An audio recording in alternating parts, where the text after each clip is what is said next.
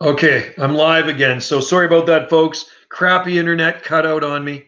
And if I cut out again, I apologize. I want to say hi to Dave in there. I see I want to call him Snowbird Flock, but he's not Snowbird Flock. So anyway, I titled this one Live Stream Palmcast 2 because the first one is faded away and now we're starting another live stream. So if you're still in there, join in and leave your comment.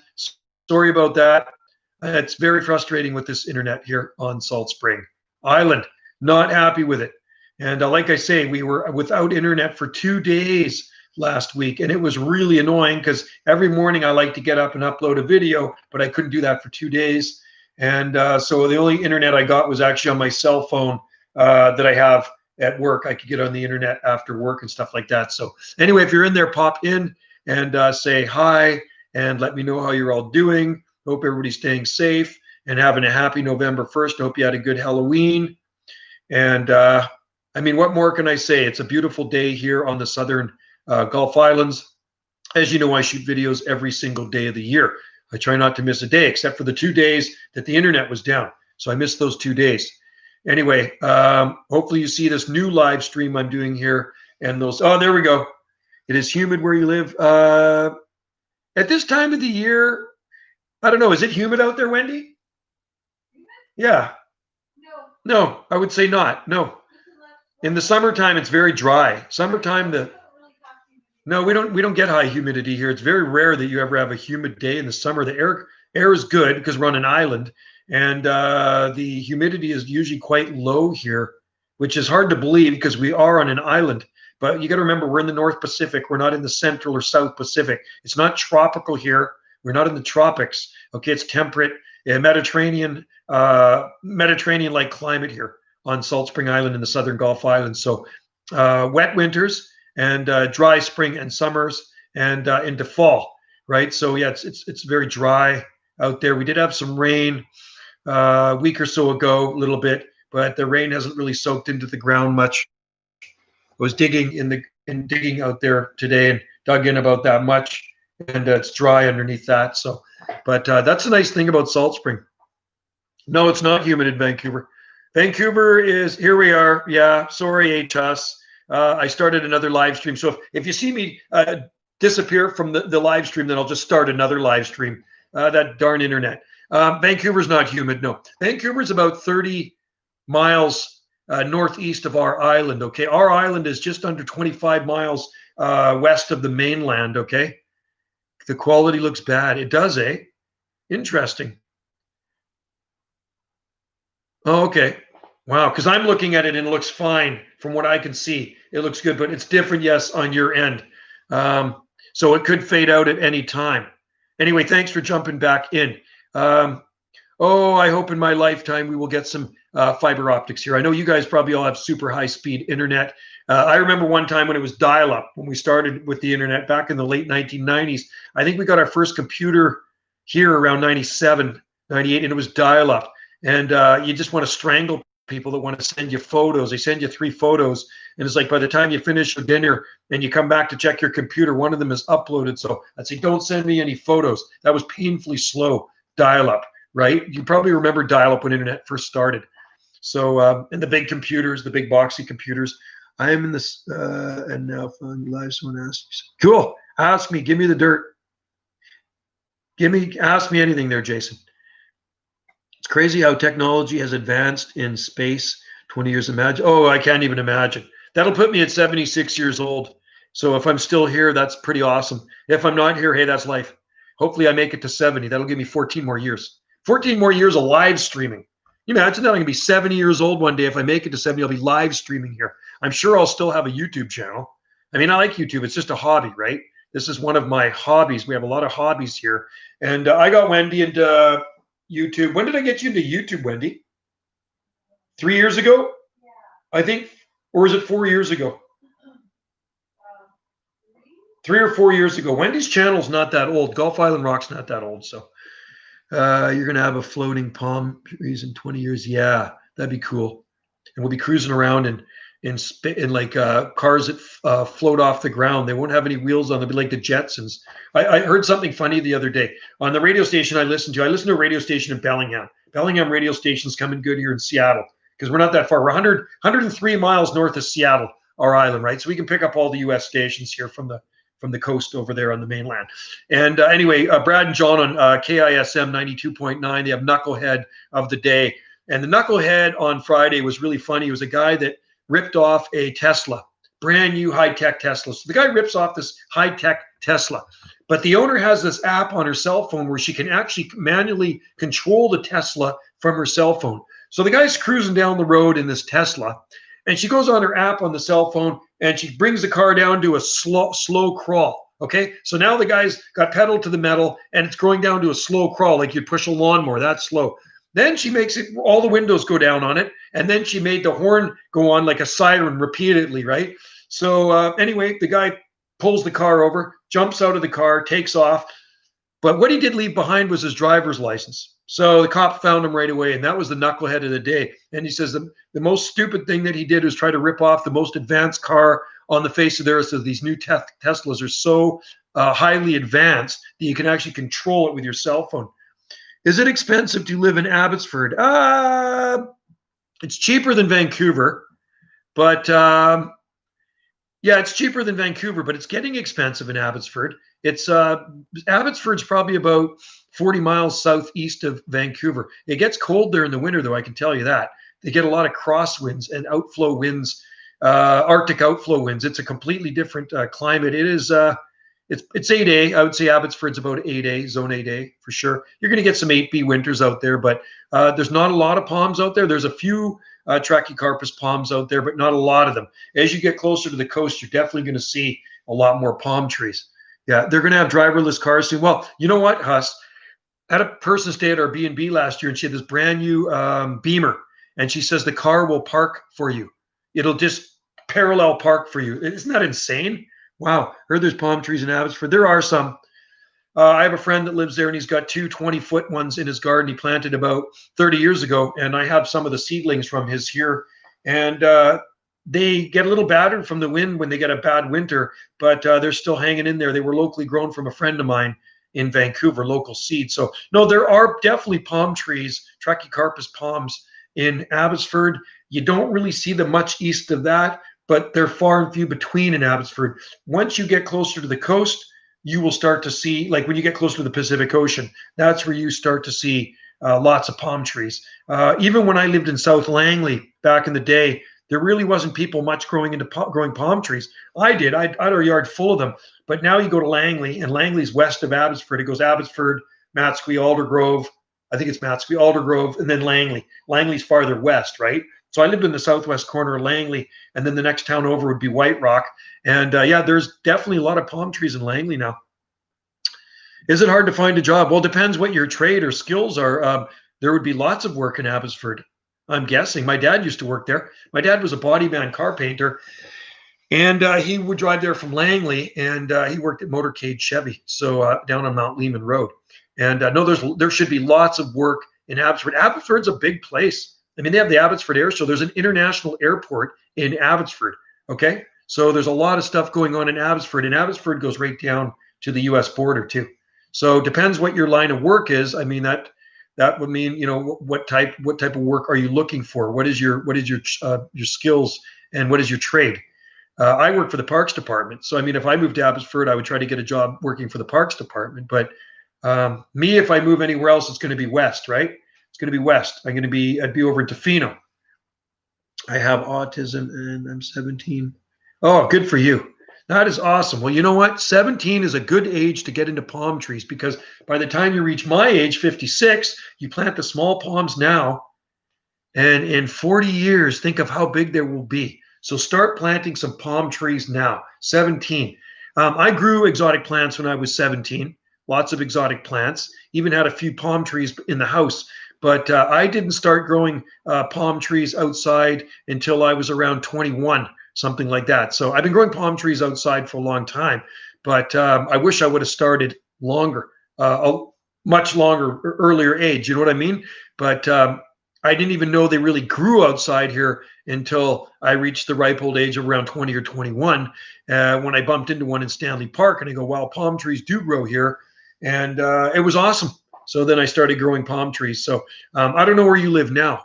Are you, do you live out in the Fraser Valley, Jason? I'm curious. Or are you living in Vancouver? Or are you living back east and you want to move west? A lot of people back in west are moving, or east are moving west because they like the milder winters. So Abbotsford, the winters there are much colder than here on Salt Spring. Oh yeah, Cochrane, Alberta. So yeah, you'd like Abbotsford. And there's a lot of farmland out in Abbotsford as well. I mean, there's the city part, but there's also in Abbotsford. And you can Google the population of Abbotsford. Hey, Google, what's the population of Abbotsford, British Columbia? In 2017, the population of Abbotsford was 149,928. It's about 150,000, the population in Abbotsford. That's what it is. I just asked our Google Tower. Jason, get into the gardening. Yeah, gardening industry. There you go. Smart. Yeah. And it is relaxing. And you meet a lot of good people. I mean, you could work in a nursery if you like palms. You could work with landscapers, Jason. That would be a good thing. Landscaping and or a nursery. That'd be a really good thing to do. That's good tip there, HS, for sure. Gardening is a relaxing hobby because you're in tune with nature. I worked in a big nursery for years, for a decade here on Salt Spring Island before I joined the Parks Department team. And oh, it was awesome. I was the palm pusher. That's what I was. It's is it a little laggy? Oh, hopefully my signal doesn't die out soon. It's too bad Dave disappeared in there. He was in there. The snow, I don't call him Snowbird. Dreamy white with dreamy eyes is gone. Your voice is cutting in and out. Really? So bad signal. You hear that, Wendy? Bad signal. Yeah, we've been on the phone many times, Wendy, with the internet provider, and there's nothing much more they can do. They've given us boosters. They've given us 2 routers. The old one, they gave us a new one, and then that didn't work good. Then they gave us a better one, and that seems to not be working very well. So I don't know. There's not much more we can do here. I got a signal booster here, and I got a signal booster there. What Wi-Fi are you on? I'm on the TELUS one. Island Paradise 247. I'm not on the Island Paradise. Should I be on Island Paradise? Well, there's Island Paradise 2470. Yeah. Or there's the TELUS 2G one. Yeah, I know. I'm in the TELUS. We have 2 internet. What do you call that? Codes you got to punch in. Like we have tiny houses on the other end of our property for B&B people, and we have Island Paradise there, so I can actually be into another. I won't say server, but log into another internet thing here. Hey, Paul, what's going on? Langley, right on. I was mentioning Langley to these people out there. I used to live in Langley, and there's my old pal Paul from Langley. Right on. Palm Tree Dude's in there. Hello. This is my second live stream. The first one died out after a half hour. Oh, there we go. There's Dave. I was just mentioning you, Dave. And I said, where is Dave? There he is. White with dreamy eyes is in there. Good to see you in there. Yeah. The first one faded out. The internet connection was bad. I checked the winter forecast. I'm really into terraforming. Well, that's cool, man. You got to like that. I checked the winter forecast for Cochrane. It's going to -20. Ooh.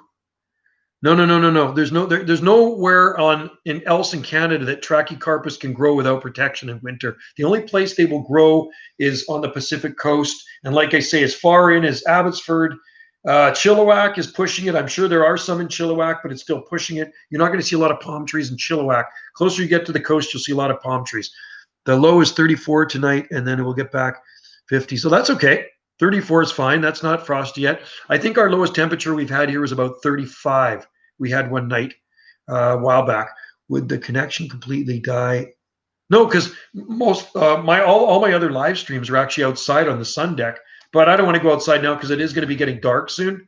So that's why I didn't bother, because of the time change. It's 4 o'clock, and I bet you it's going to be dark here at 5 o'clock at this latitude. So I'm just going to stay in here. Temperature out there is about 50 degrees. It's more balmy in here. I got the wood stove going, and it's about 74 degrees in this house. 70s. Wow, cool.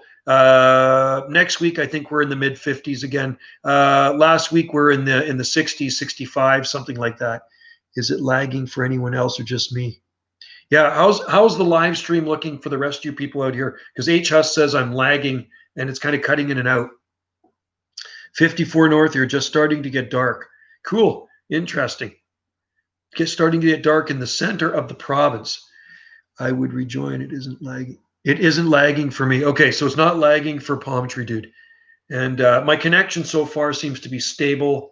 The stream is still going. That's a good thing. And I should actually do a live stream on Wendy's channel sometime. I did one. I did one in the spring. I did one on her channel on Gulf Island Rock. And maybe I'll do another one. Working good for Dave. Awesome. Dave, did you have a good Halloween and happy November 1st to everybody here? Palm Tree Dude, I'm 37 North. It has been dark. Wow. 37 north. Okay, we're 48 degrees north. Dave is 54 north. Well, there's people from all over the world in here. And 54 north. I'm trying to think what that equates. That's in Scotland somewhere. It's interesting. And at 54 north in Scotland, there's lots of palm trees, believe it or not. Isn't that crazy? 54 north, there's palm trees in Scotland. Most of the oh yeah. Well, no kids here, Dave, for trick-or-treaters. We never get kids here. We're too far out in the boonies, as you know. That's somewhere in the UK. Palm tree, yeah. Yeah, 54 north, there's lots of them there. What's the biggest city in northern Canada? The biggest city in northern Canada. Well, I don't know how big Prince George is where Dave is. Northern Canada. That's a good question. Edmonton. Maybe Edmonton? Edmonton's pretty big, right? Edmonton's a pretty big city, and I guess that's kind of northern Canada, but there's not much north of that. I mean, there's cities north of that. There's Whitehorse, and what's that? Well, St. John's not really north. That's on the Atlantic coast. Can California fan palms survive? Now they're useless here. I've tried lots of them. They don't like the moisture. It's too wet for Flifra. They don't like it here. Yellowknife. Yellowknife is the biggest city in northern Canada. Yeah, you better off to go Mexican fan palms, Washingtonia robusta. They're less hardy and easy to protect when it gets cold, but Washingtonia flifera, California fan palms are more cold hardy, but they hate winter wet and coolness. See, our winters are damp and cool. And if it was cool and dry, like in New Mexico, then they can grow. There are California fan palms that grow in New Mexico, and they're big ones. And it's high elevation in most areas, and it gets cold and it's dry. Dryness in the winter, you can grow way more things than wet in the wintertime. So if our winters were dry, we could grow a lot more things. It's about 62 north. Wow. What country has the most palm trees? Oh God, probably somewhere. I'm going to guess somewhere in South America, right? Maybe the rainforest, maybe the Amazon rainforest, Brazil and those places. And I bet you Australia has a lot too. They got a lot of palms. Brazil, yeah, Indonesia's got a lot of them too. They got tons of palm trees. Yeah. The other day when I drove past the olive farm on Thursday, you probably saw my video. I pulled in there because they had the tent set up, and they're doing an early olive harvest. Usually they harvest mid-November and later into December, but everything seems to be early this year. Even our kiwis are bigger earlier. And so they had 45 olive pickers coming, and they harvest all the olives by hand at the olive farm on Salt Spring Island. They have about 8 varieties of olives, and they use that to make olive oil. And I said, I hear it's some of the best olive oil around. She says, apparently the best olive oil in the world. So if you want to know more about the olive farm on Salt Spring Island, go to the olive farm on Salt Spring Island. They have a website, and they actually have a little olive oil factory here on the farm where they make olive oil. What is your favorite? My favorite type of Trachycarpus would be, I really like Wagnerianus. Princeps is nice. And we have Latisectus. I really like Latisectus. We have some Latisectus here, and they got beautiful tropical fronds on them. Oh yeah, Trachycarpus fortunei Winson. They're nice too. We have one of those in the garden. Did you know any cold hardy palm tree nursery in Nova Scotia? No, I don't think so. But there are palms there because they need protection because it gets cold in the winter. I've shipped lots of seed and palm seedlings to Nova Scotia, and there are people growing them there. We got to box them and put heat. HS, did you know there's more tigers in captivity in Texas in the wild? No way. You know what? That might be a good thing, because sometimes when there's tigers living in the wild, you get poachers that kill them, and that's a bad thing. Texas is the jaguar native range too, in Arizona. Oh, cool. Well, we have cougar here and mountain lion. Cougar and mountain lion are the same thing. So we have cougar here. We have the 4-legged ones that are in the wild, and then we have the domesticated 2-legged ones that are women over 38 years old and wear costume jewelry. Why might you move? Why might you move to Nova Scotia? I heard Nova Scotia is beautiful, and I've seen pictures of it, and I've watched YouTube videos on it. And my best friend's brother moved to Nova Scotia from Langley. He sold his place in Langley, and he bought a couple acres in Nova Scotia, and he's got a couple of islands out there. And he bought this house that he redid all. He renovated it all, and apparently the house was built just about 200 years ago. Pretty cool. It's supposed to be just beautiful, but super windy. Really, really windy. It's right on the ocean there. I'd like to go. You know what? That part of Canada really interests me. Nova Scotia, New Brunswick, PEI, and the Maritimes do, and Newfoundland. And I'd love to see the French islands off the coast of Newfoundland. It's Saint Pierre, and the other one starts with an M. But anyway, there's two islands owned by France that are right next to Canada that a lot of people don't know about. And if you go there, it's like being in France. You use the euro. It's French. You need a passport to get there. And there's a ferry that takes you there from Newfoundland. And I think the ferry is maybe 40 minutes to get over there, something like that. I think they can speak Russian in Alaska. I wouldn't doubt it. It used to be owned by Miquelon. Thank you, Dave. Miquelon. Dave knows his stuff. Do you guys know about those islands off the coast of Newfoundland? They are owned by France. And it says if you want to experience France, so close to Canada, just hop on the ferry in Newfoundland and go over to these islands, St. Pierre and Miquelon. And I've watched many videos on it. It's amazing. It is like being in France. It's a really, really cool, these two cool islands out there that are owned by France. And who would have known? I only found out about them a few years ago. They used to be part of the French. Yeah, something like that. But yeah, you definitely need a passport to get there. Cool. That's pretty awesome. So if I go to the East Coast one day, I keep going west. See, my travels take Wendy and I to southwest. We go to the Hawaiian Islands. We like the Hawaiian Islands. Unfortunately, this year, staycation, like I've said before, we're not going anywhere because of all the crazy stuff that's going on in the world. So we're going to stay right here on our island in the North Pacific. And I'm looking out the window right now. I'm going to show you what I'm looking at. Okay, I'm going to spin this thing around. And I don't know if you can see that. You see all those windows? That's what I look at out the window. See the palm trees? Actually, Wendy's son put that window in for us about 4 years ago, 3-4 years ago. There never was a window there. So Wendy says, we need a window there to look at the palms. So we're looking at palm trees out our windows. And of every window of the house, we see palms, eucalyptus, and all that stuff. So I can kind of make believe that I'm somewhere tropical on a winter or autumn day, even though I'm far from the tropics. I'm off to buy some more palms from Texas Cold Hardy. Oh, right on. Cycads are great. I love it. Italy has many palms. Yes. I'm Italian and my relatives live in southern Italy. I have relatives that live in Ardori, Reggio Calabria, on the toe of the boot. There's Sicily.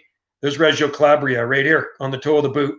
And the only thing separating them, Sicily, is a little bit of water, right? So there's lots of palm trees, lots of Washingtonias, and lots of Phoenix down there where they live, and lots of Camarops. And they are right on the Mediterranean Sea.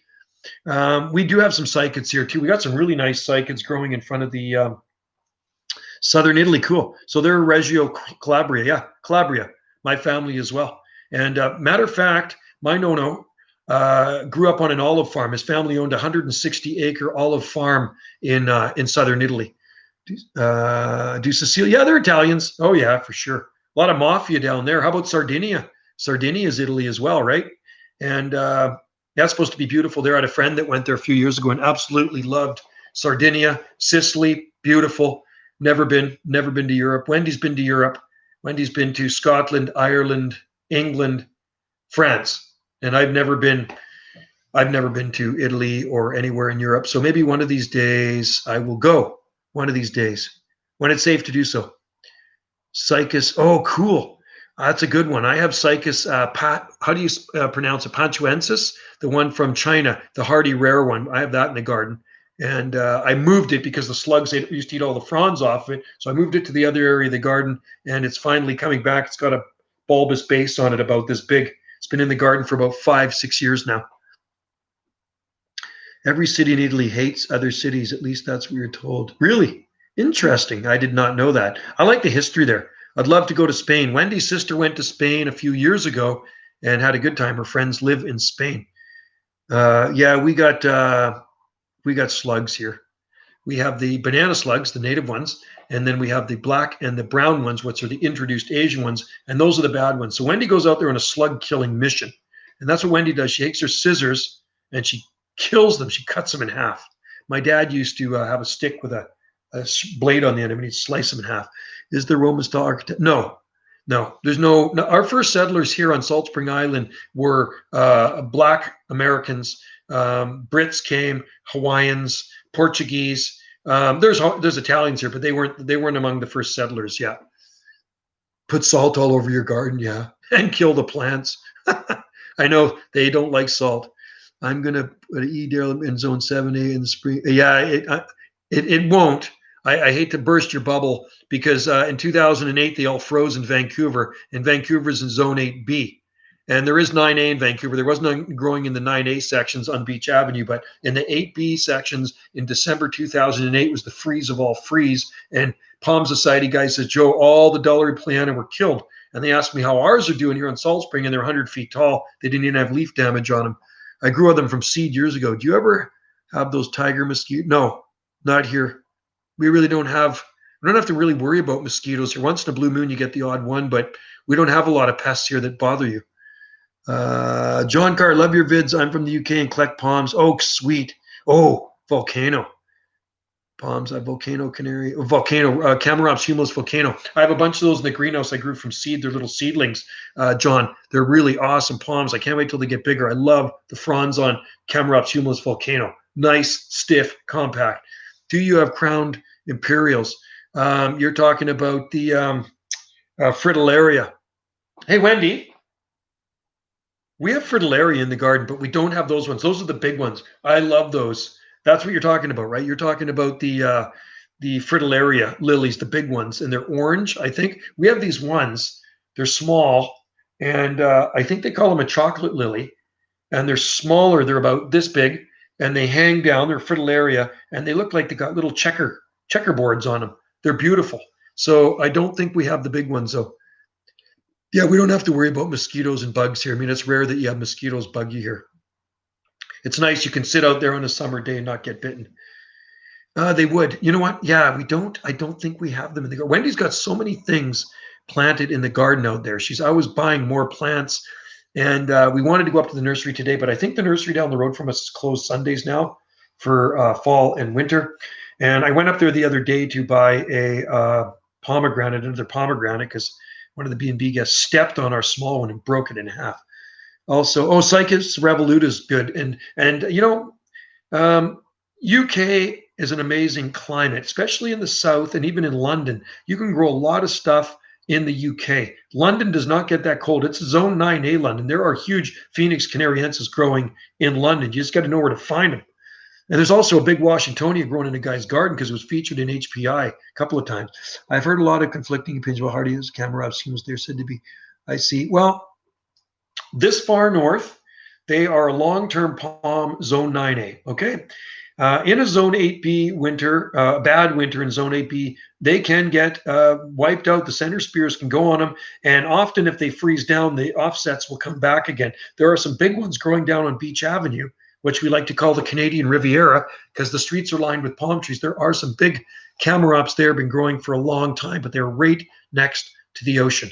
So here on Salt Spring, they seem to be fully hardy. There's some big ones here, and they do produce seed.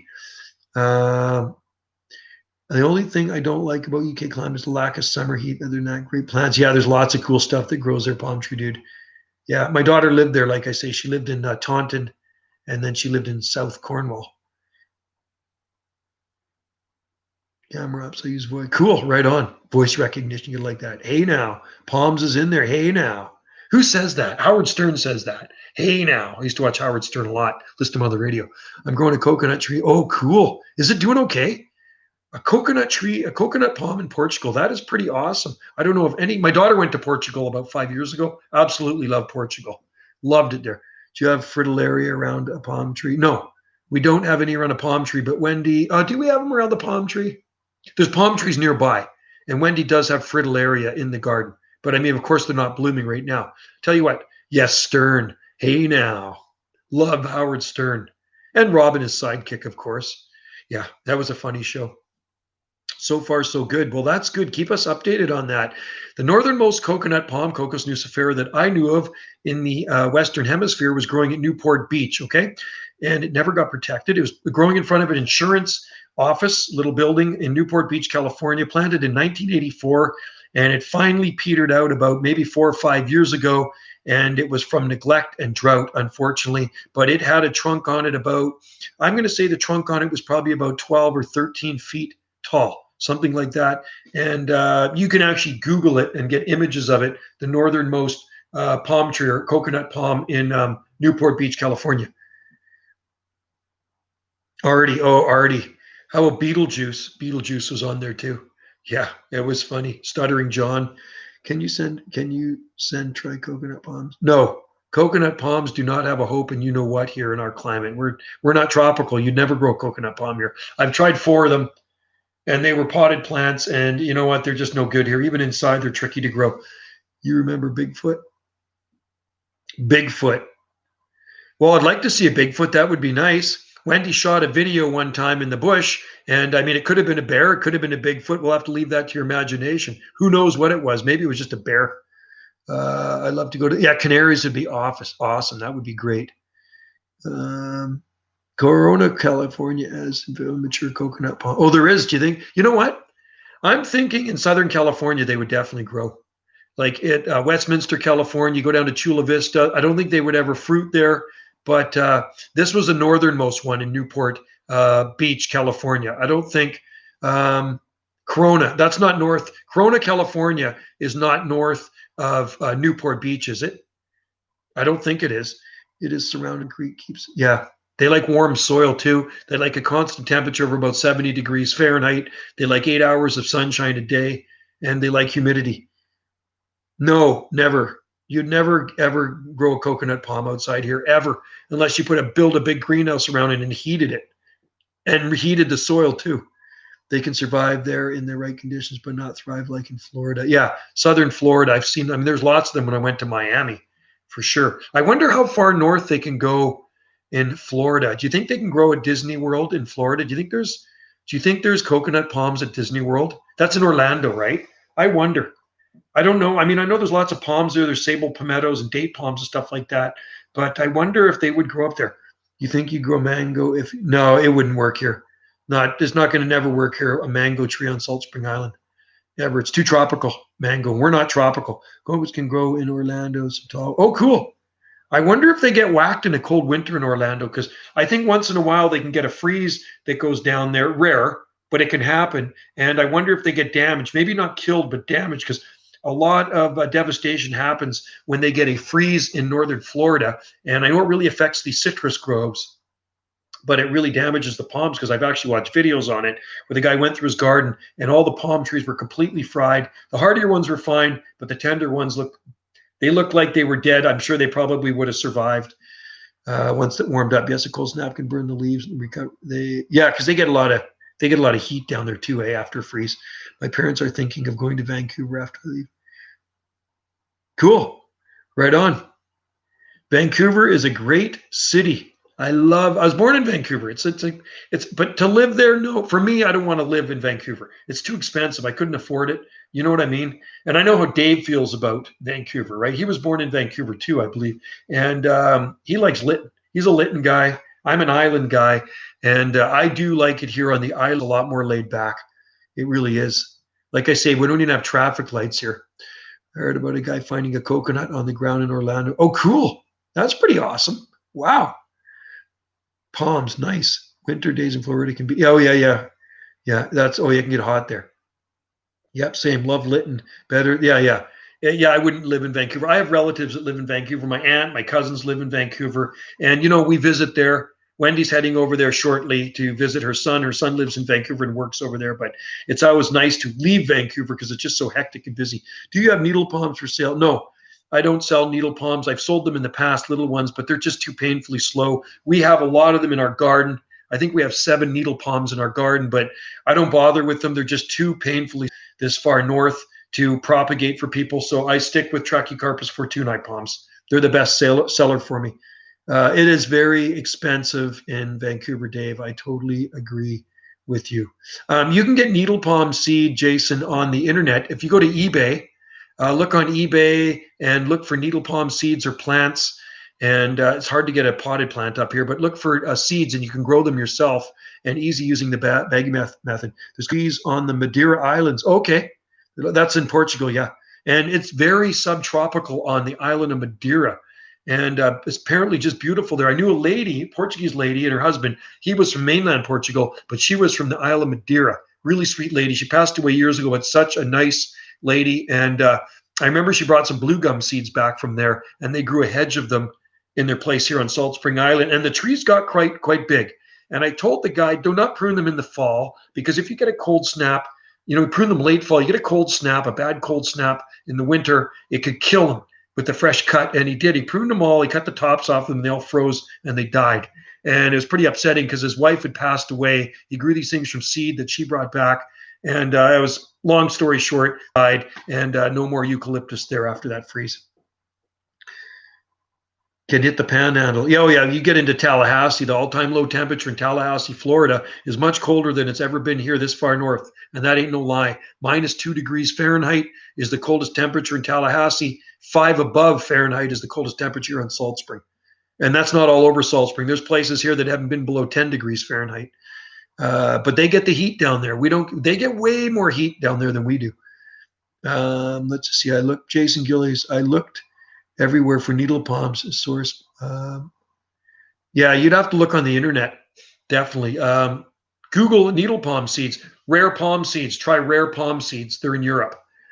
If you are in the U.S., there are at least 2 nurses. Yeah, you can get them down in the States easy. Yeah, this message is held for review. I want to see that message. If you're in the U.S., hit me up, Josh. Oh, cool. There you go. Nice. Talk to the Toby Josh. He's he can get you find some needle palms for you. Palm tree. I've heard sources -2 is miss, but that's what's in my record books. That's all. That's I've heard -2 degrees Fahrenheit. You know when it happened? February 1899. So it was a long time ago. That's when it happened. That's the big freeze that froze old Dixie down. Yeah, snowflakes fell as far south as Miami, and chunks of ice flowed through the Mississippi into the Gulf of Mexico. That was the worst freeze in recent history in the U.S. It was the freeze of 1899. I have it in my U.S. weather books too, and it talks about it's a put out by meteorologists, and it talks about -2 degrees Fahrenheit in Tallahassee. Yeah, good for palmetto growth. Yeah, absolutely. And we have small palmettos here. There are some too. I don't think any province in Canada have a panhandle. No panhandle. We have panhandlers. Yeah, only the keys were spared. That's right too. How much do you think a trachea with cost in Canada gets shipped north? Ooh, 1 foot of trunk. Well, first of all, you're going to have to obtain a phytosanitary certificate. So you're going to have to find somebody near a agriculture inspection agency, plant inspection agency that could actually get it inspected for you. And possibly 1 foot of trunk, it's $100 a trunk foot. That's what it is, $100 a trunk foot. That's what they cost here in Canada. So, and then the shipping is going to be expensive. I bet you the shipping could be $150, I'm guessing. I ship tikis, big tikis, okay? And the last one I shipped to near Seattle was $125 for the tiki and $125 for shipping. I shipped some big ones to North Carolina.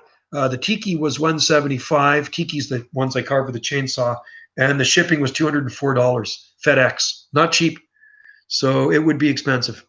Virginia has native scorpion thanks to a little sliver of land that base. Oh, cool. They also have lots of palm trees too. Virginia Beach. And there's lots of palms in Virginia too. Yeah. Norfolk, I think in Norfolk there's palms there and oleanders and all that stuff too. They get a lot of heat units. I think it's zone 8A. I'm pretty sure they class Virginia Beach as zone 8A too, but I don't believe it. I believe it. I think the all-time low temperature there is about -3 degrees Fahrenheit, but they also get the heat. And I don't think it's zone 8A. I think it's more like a high end of 8B, maybe 9. I don't know if there's any scorpions here. We have black widows here on Salt Spring Island, but I don't know if we have scorpions. Hey, Google, is there scorpions native to Vancouver Island?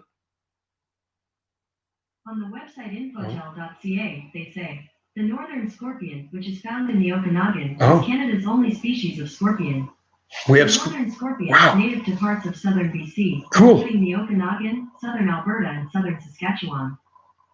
So there are scorpions native to Canada, southern Alberta, southern Saskatchewan, and southern British Columbia. So there are scorpions native to southern BC, southern Alberta, southern Saskatchewan. That's what Google just told me. That's pretty cool.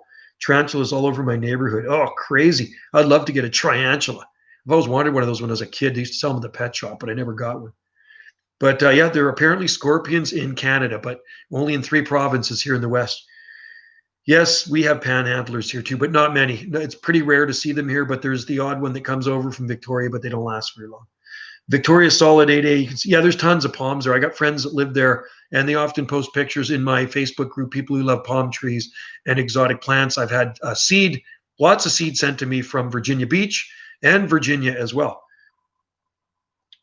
There was another troll. You know what? And he went by a similar name as you, but it wasn't Palm, so it was my bad. I apologize for that. Palm something. And anyway, I got rid of him.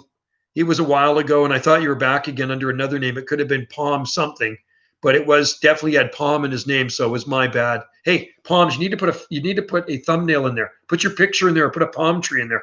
And maybe that's why I thought you were a troll at first, because when I see somebody without a thumbnail in there, a lot of times I think they're trolling, but not all the time. So when I saw you in there, I was thinking, oh, it's got to be that troll again. So now I realize but you could put a thumbnail of a palm tree in there. That's what you need on your face on your page.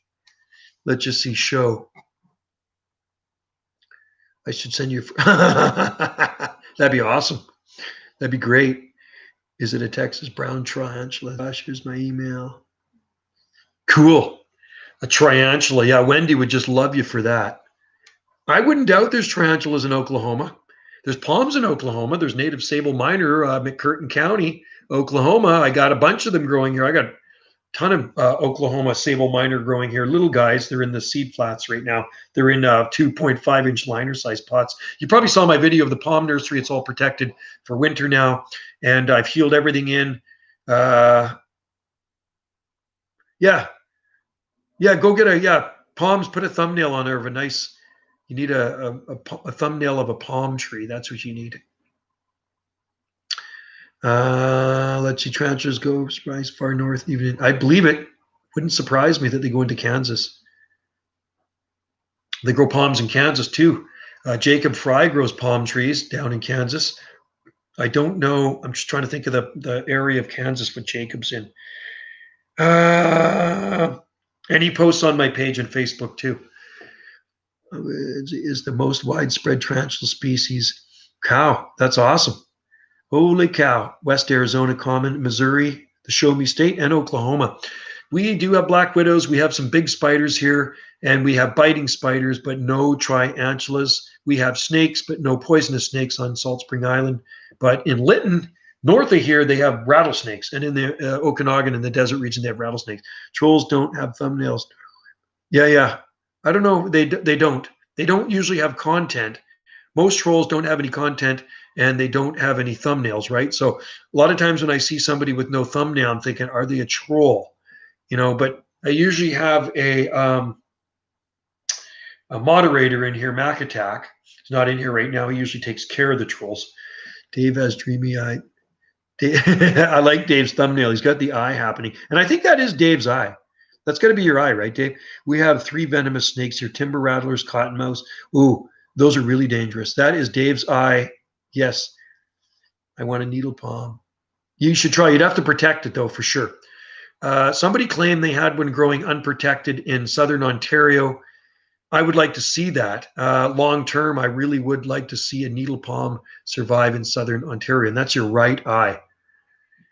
My right eye, it's the left eye, I had the new lens and the detached retina, and the right eye just had laser surgery on. So yeah, I guess if I was to do a thumbnail of my eye, we'd do my right eye. But isn't it amazing that they can operate on your eyeball and put a lens in there? And I was totally awake. In January of this year, I had a new lens put in there. And the only thing they do to numb your eyes, put drops in it. So they put these drops in your eye, and then they put this screen over your face and just your eyes sticking out.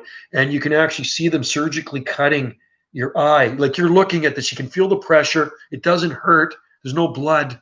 And then they take this vacuum and they suck the lens out, and then they pop a new lens in there. It is the most bizarre thing. Crazy. What's my favorite palm? Well, I do love Bismarckia for tropical palms. I like Bismarckia nobilis, but I like sable minor and needle palms. They're one of my favorites. And I really I love Sereno repens too, and Camarops. I like bushy palms, smaller ones. There we go. A nice Majesty palm is a photo. Yeah, palms, put one in there. That's what you need. Put a Majesty palm in there. It is my right eye. That's awesome. Well, it's a good picture of your right eye. Yeah, they do, eh? Well, we have rattlesnakes here. And I remember when I was a little kid, the owner of the cottage we stayed at actually went out and shot a rattlesnake. There was one there. No, I'm not seeing it. My eye, does it work? My eye works. But I'm not seeing any thumbnail for your thing there, Palms. My left. Toby Josh can hook you up with a needle palm. So you got to get a hold of the Toby Josh there. And needle palms are hard to come by here in Canada. At one year, Home Depot was selling needle palms. So I scooped a bunch of them there. They were 2-gallon size. And then I planted my first needle palm about 20 years ago. It's got a nice fat trunk on it and lots of spines coming off of it. Look at it later. It's buggy. I have a look into it later. Interesting. Both my eyes appear at the top of my channel. Cool. Check out Dave's channel. He's got some good stuff on there too. He's a good gymnast. Yes, very good gymnast. I wish I was capable of doing that, but at my age, I'm not about to do any backflips or anything because I'll end up killing myself. And then if I miss work, that's not a good thing. You know what I mean? So needle palms are so nice. It's got to be one. Yeah, they're beautiful palms. And the nice thing is they're native to the Southeast United States. I think they're actually endangered in the wild. I believe that's what I read. They're endangered in the wild. Copperheads are the only snake that I'm really in danger of finding. Oh, man, nasty. Oh, you don't want to get bitten by one of those. So would the bite kill you?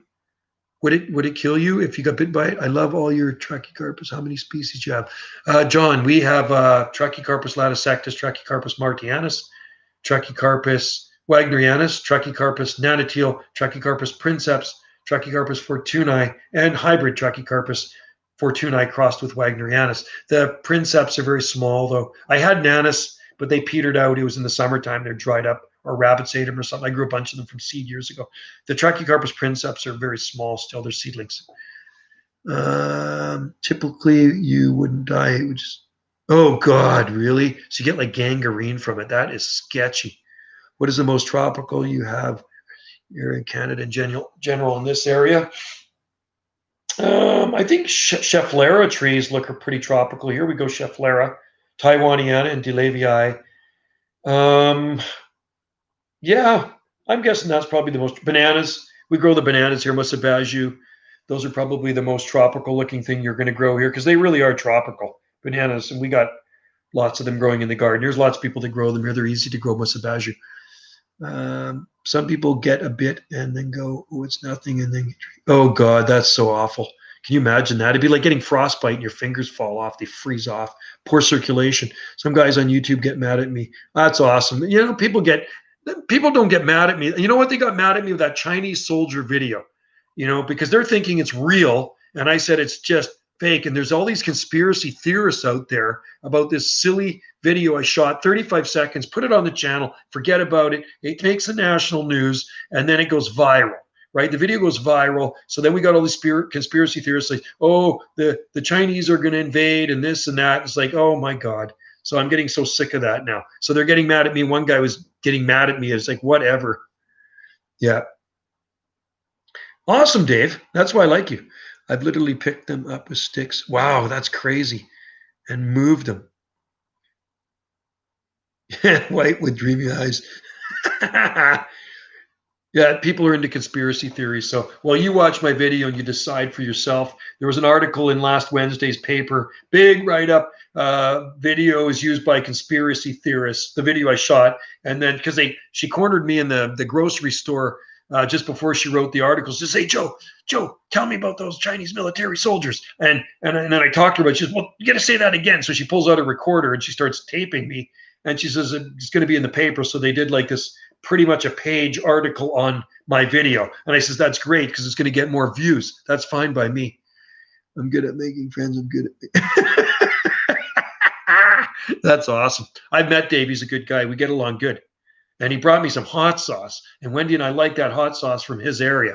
So when you come down here again, Dave, bring some hot sauce. I'll pay you for it.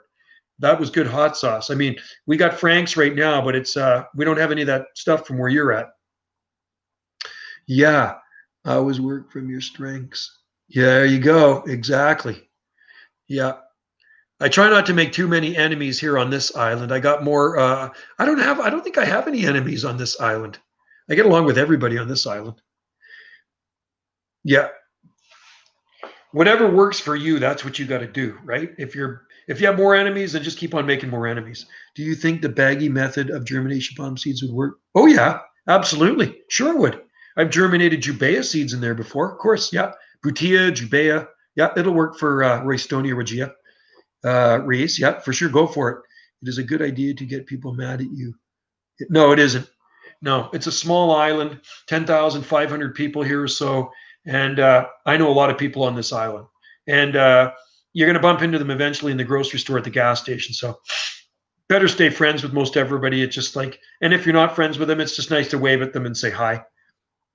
Have you ever grown? Yeah, I've grown them, but they're tropical. They're a tropical plant. They're kind of cool because they get all the babies that come off them. They're easy to propagate. And they don't work outside here, that's for sure.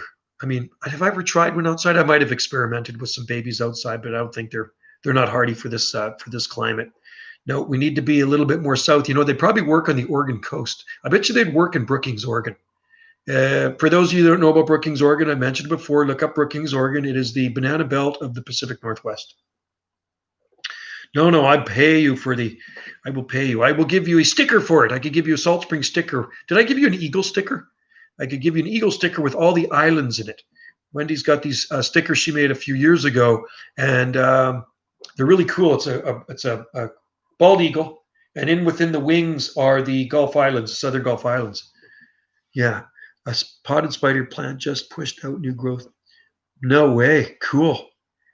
Gift. Well, I would give you a gift too. I'd have to carve you a tiki. I could carve you a bigger tiki to take back with you. That's what I would do. I would carve you a tiki. I would carve it in front of you. I will carve you a tiki, and you could take that back with you. We'll go down to the beach and we'll get some driftwood. I do have a bunch of driftwood sitting around here too. Whenever I'm down at the beach, working beside the beach, and I glance over on the seashore and I see some cool piece of driftwood, I grab it. And Wendy's good like that too. Wendy likes driftwood. You know what I got to do? I got to put some wood on the fire. I'm going to put some wood.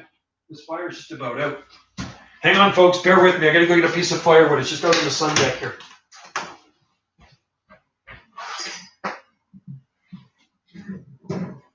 This is how we heat our house, folks. We living on the grid, but we heat our house with firewood. What you doing, Wendy? Wendy's very quiet. Okay. All right, there we go. Some wood on the fire. It's so toasty in here. It's really nice. Wood heat is the best.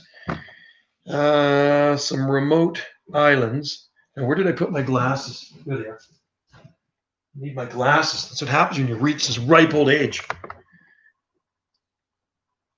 Completely undamaged, Toby Josh. Amazing. Well, maybe I should try one again.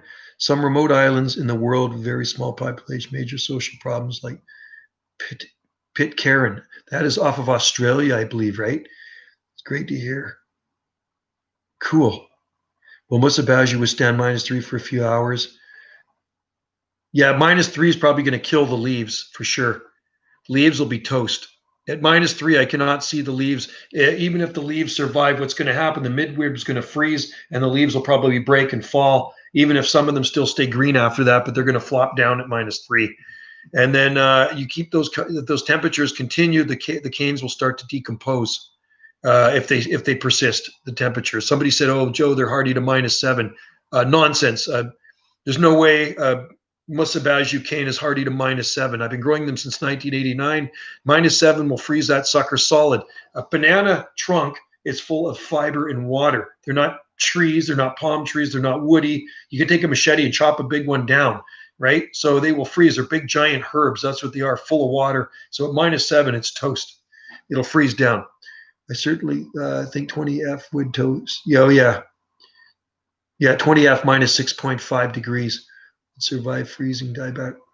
Yeah, well, it would. I mean, Musa badgers that die back perennially in colder climates, right? There's guys that grow them in Ottawa, but they mulch the heck out of them, put tarps over it, and then they come back in the spring. Yeah, they are way more hardy than they say. I've had coconuts out at 30. Wow, that's amazing. Way far from Pitcairn Island, way far from Australia. There's Norfolk Island too. One of the guys I work with, he's married to a girl from Norfolk Island. He went and he lived there for a while too. Norfolk is supposed to be a really nice island. I have the weather app on my phone for Norfolk Island, and temperature always looks so nice there. Far from everything. I think I'd like to live there. Pitcairn Island. I bet you it's tropical. Lord Howe Island sounds cool. Yeah, that's where the Kencha palms come from. Lord Howe Island, right? Am I correct? Lord Howe Island is the Kencha palm. And thinking next year of getting a Trachycarpus palm for Mediterranean themed garden. Yes, both will do well there. Wagnerianus and Fortunae will both do well in the UK, especially in the Midlands. It does get colder, but if you get down inland, it's going to get cold. But down near the coast, London, anywhere, they're fully hardy there. Then most world would realize people just have tried lots of tropicals. Swam experiment. Yeah, I've always experimented too. Toby Josh, have you ever had root rot from? No, never. It's impossible to ever get root rot here where we live on this rock. Okay. For those of you that haven't tuned in before or don't know what our soil is like, we live on sandstone and shale. If I dig a hole out there, pick it in, I usually pick wrecking bar, post hole shovel, and I pick a hole in the rock, a rocky soil, and I put some water in it, it will go right through like this, fast. So there's no such thing as root rot here. Experiment winter. Spider plants, king palms, sweet. Sweet, sweet, sweet. That is awesome. King palm will get protection. Arcanto phoenix, Cunninghami Anna. I think they are native to Australia. I had a king palm once, a smaller one, but it did not like the frost and it died. There's a big one growing. Guy posted a picture recently of a big one growing in Brookings, Oregon. A really nice king palm. I've seen Sigris growing there, and there's date palms all over the place in Brookings, Oregon. Yeah. Yeah, we should, definitely. You should report back, you guys, and give us all your reports of all your experiments. Yes, Australia. It's tropical for sure, lovely, I bet. Yeah, there's always problems. I mean, we even have problems here on our island. It's not a perfect place to be. I don't think any place is really perfect, right? I like living here. I've never had a problem. I live far from town. Town, there's always a few hooligans that hang around here and there and can stir up a bit of a mess. But where we live out here in the boonies, it's just awesome. One sec, I got to go see if Wendy is okay. I haven't seen her for a while.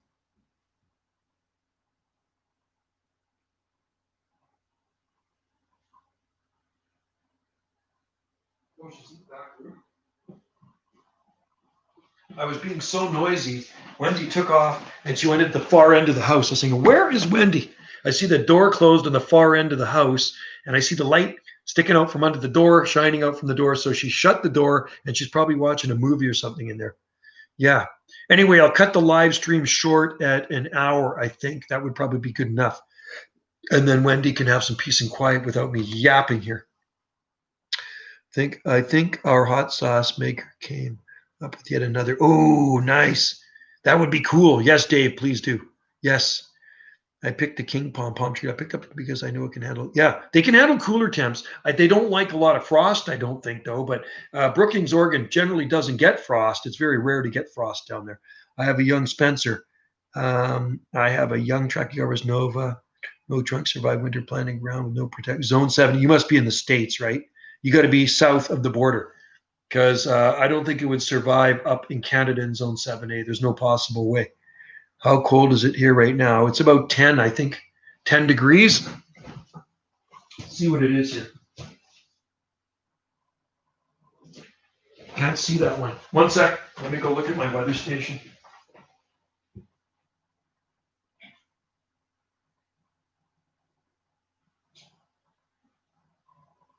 It's gone down a bit. 9.5 degrees. 9.5 degrees Celsius here. And the current time is 4:40 p.m. here on Salt Spring Island. So, yeah. Seasonal. It's clear out. It's crystal clear sky too. It's beautiful. Never stop experimenting. Yeah, I've experimented with so many plants over the years. Yeah. 13 here right now. 13, not too shabby. That's 56, 57 degrees Fahrenheit. There was posted, that's where I saw it, or was it Palm Talk or Zone Pushers? Might have been Zone Pushers on Facebook. So I think Ian took that picture, Ian Barkley of Squim, Washington. Please make pasta again. Yes, we will make pasta. Definitely. We went for barbecued chicken last night, smoked chicken. Oh, it was beautiful. Halloween dinner. It might get down to one sleep. Yeah. Not here, though. I don't think we're going to get down to 1 degrees. Hey, Google, what's the weather forecast for Salt Spring Island? I love Google. Google's awesome. Salt Spring Island today, it'll be clear with clouds. Let's see what she says. With a forecasted high of 11 and a low of 3. Oh, low of 3.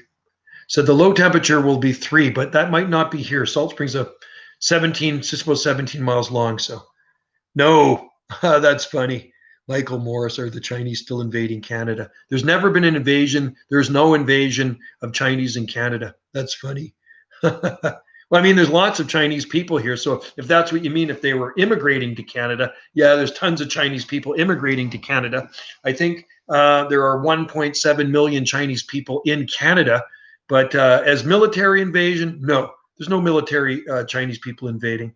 You know, the video I shot, like I say, went viral, and the conspiracy theorists got a hold of it, and it's other people have taken it and used it on their YouTube channels. I think 3 or 4 other guys, news guys down the States have used it on their show, and it's just crazy. They've blown the whole thing out of proportion. It's nuts. I think it's a joke, really, because of a 35-second video I shot on my drive home from work. If I didn't shoot the video and you happened to be driving by and you had a camera, you would shoot the video. Anybody in their right mind would shoot a video if they had their cell phone. I happen to have my Canon camera beside me, so I'm just shooting as I drive along. I throw it on my YouTube channel and forget about it. And next thing you know, the journalist picks up on it last summer, and it went on to CTV National News, and that's when it went from 600 views to 185,000.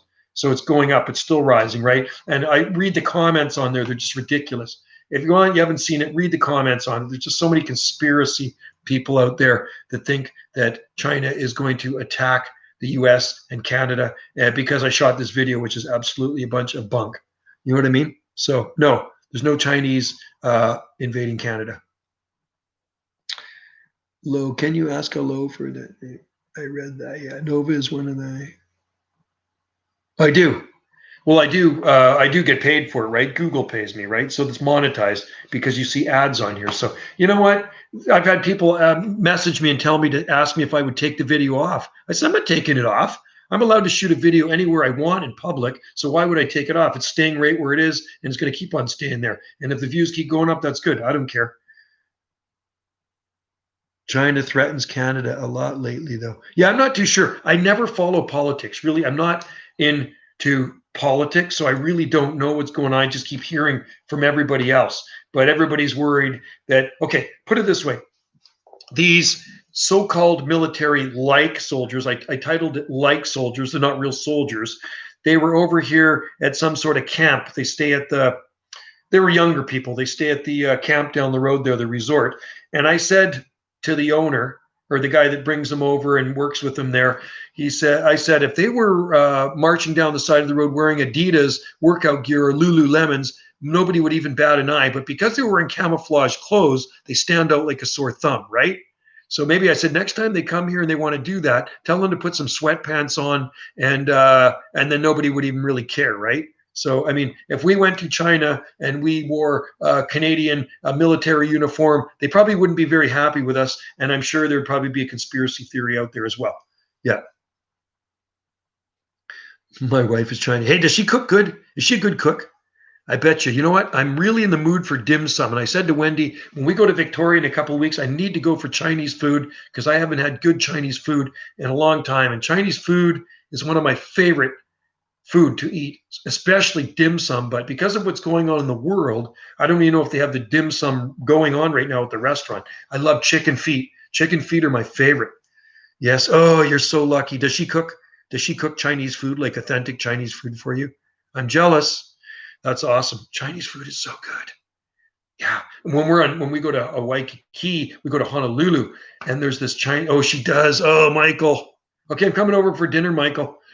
We go to Honolulu, and we're in Honolulu. There's a really good Chinese food place, and they have the craziest food you can eat. Like I ordered jellyfish and the chicken feet. I love chicken feet. I don't know if you ever eaten chicken feet, Michael. Wendy can't stand me watch me eat those things, but the taste of chicken feet, they're so good. So hopefully in a couple of weeks when I go to Victoria, I'm going to go get some dim sum. If they're open, I'm going to go to Chinatown and get some dim sum. There's far too much exciting stuff in the palm world for me to know. Yeah, I'm same with me, Spencer. Same thing. I really don't care much about politics. I'm a gardener. This is a gardening channel. And when all these conspiracy theorists, like one guy says, well, what do you run a conspiracy channel there? That's what he says to me. And I says, did you ever see the content in my channel? It's basically to do with gardening. And the odd time I throw a random video in there to break up the monotony. And that happened to be a random video shot in March 2018. Do you ever plan on visiting California? I was there. The last time I was in California was I took the kids to Disneyland, August 2008. And then before that, I was there in 2004. And before that, I was in December 2001. I was there for a couple of weeks too. I was 17 in 2001, and we drove down, stayed in Rosemead, Hollywood, and then we drove down into Ensenada, Mexico. Me and my buddy. Yeah, it was cool. Had lots of fun. GD Gardens, there he is. Yeah, maybe visit California one day, but got to wait till all this stuff blows past and it's safe to travel again. Yeah, maybe thinks palms in Canada. He probably do. Well, actually, the one guy checked out my channel and he says, I was surprised to learn that there's palm trees and bananas that grow in Canada where you are. I says, well, there you go. It says, maybe then you learn something from my channel. Watch more of my videos and you'll learn something, right? It's not all about this silly Chinese military video I shot. You know what I mean? So they don't watch the channel. They watch the video and they know nothing about the channel, but that's what it is. It's a channel dedicated to gardening. But yeah, I like to talk about other things too. And my other channel, Jungle Joe C, has more random stuff on it. There's gardening stuff, but there's more random stuff as well. So there you go. Anyway, I should back out of here because it is getting on, and I know Wendy is probably wanting to watch TV downstairs. And with me flapping my gums and spewing out my cake hole, it's going to be irritating her. So she's locked herself in the back room, and she doesn't want to come out until I get off of here. So I'm going to have to leave. And this is going so well, the live stream too. It really is. My next door neighbor owns the Thai restaurant right next. Oh, Thai is good food too. Yes, it is. I love it. I don't think GD Gardens and palm trees. I don't think my windmill palm trees can be dried out. No. They don't like it. They don't like to be dried out at all. It's the only time I've ever lost a windmill palm tree here is in the summertime. By end of summer, ones that didn't get watered enough, they dry out. First video I saw of you was when you had a Jubea seedling and taking me about getting. Oh, I have it in the garden. I have that talking about getting seed. Well, I got that seed. That palm tree has got a trunk on it about this big now. It's about the trunk on it is about this high and about that fat. It's a Jubea chilensis, and the seed did come from Locarno, Switzerland, and it is growing nicely in the garden. And I will give you another update in the spring on it. They do fine here, Jubea chilensis. They seem to have a proven track record. The oldest one on our island was planted, and I was there to plant it in 1999, so it's doing very well. I think the first video of yours I saw is dehusking. Oh yeah. Oh, I've dehusked a lot of sable minor seeds. You know, the fastest way to do it, I used to get my daughter to help me pick them one by one. They're sticky. Take a baseball bat, like a fish pounder, and put them into a bucket and just kind of grind them all up. And then the husks come off and you roll them around in your hands. Otherwise, it's very time consuming and tedious. We water a lot above 95. Trackies don't even blink. Oh, that's hot. I'm amazed they like it that hot, eh? Cool. I got some sable Cassiarum seedling and sprouted in the bag. Oh, cool. GD Garden's good. That's a good palm. It does well here and it does well in the Pacific Northwest. Hello, goodbye. Have a good night. Gold 8KHW. Well, that was interesting. Hello, goodbye, and have a good night, all in one shot. Well, same to you, sir or ma'am. I can't tell you don't have a little thumbnail there. So you put a thumbnail in there, then I can tell. You know, I got my thumbnail in there. A lot of people got thumbnails, but there's a few people that don't. Joe, remind me why Remind me, why not cut a yellow frond? You can cut a yellow frond off a Trachycarpus if it's bothering you, but it's not a good practice to remove green fronds on a healthy palm tree because it's actually food for the plant. Okay, you should never remove fronds from a palm tree unless they are probably really yellow, turning brown. In the wild, palm trees don't generally shed green fronds. So in the private or public landscape, you don't need to remove green fronds. You know what I mean? Unless you absolutely have to. If you're transplanting a palm, then you want to remove a bunch of the fronds to relieve the stress, right? I had dinner already. We had a Caesar salad. I like to call it a Caesar salad, and grilled cheese sandwiches. It was a simple dinner. Because Wendy goes, "What do you want for dinner?" I says, "You know what? Let's just do a Caesar salad." So we had a Caesar salad. But last night we had an awesome dinner at Hal's Saloon. We did the free range chicken. He did it in the smoker and a full chicken. And then we had potatoes and Caesar salad and stuff like that. And we sat around and chewed the rag for a little bit around his saloon and looked out at his banana plants. Yeah. Tuck driver drove over some B&B guest drove over our garden too a couple weeks ago. What's the closest thing to a takeaway in Salt Spring? Takeaway? Are you talking about restaurants? Well, there's lots of restaurants here, and a lot of them are doing more takeout. Now, we don't have any fast food restaurants here. There's no fast food restaurants or box stores permitted on Salt Spring Island. So they're locally owned eateries, and you can go, like we have pizza place here. You can go we have 2 pizza places here, 3 pizza places, and you can go there and take out. I often go there and order a pizza, and they say, I'll phone in, and they say, pick it up in 20 minutes. And I pick it up and take it home. What's the leaves? And there's Chinese food place here you can take out. There's sushi, noodle box. There are restaurants here where you can't eat in. They just take out small ones. What is the leaves and fronds are completely dead and the stock frond is still alive? You can take the dead fronds off. Yeah, palms.